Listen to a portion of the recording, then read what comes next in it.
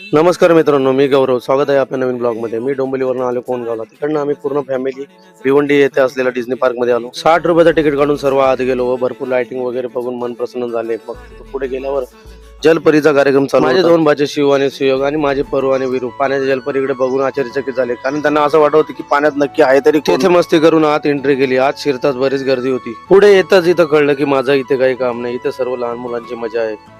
यांचा अट्टा पूर्ण करत आम्ही पुढे आलो. मग विरू बोलला, माझ्या साईडचा इथे पाळणा तर नाही, कम से कम पप्पा मला ज्यूस तरी पाजा.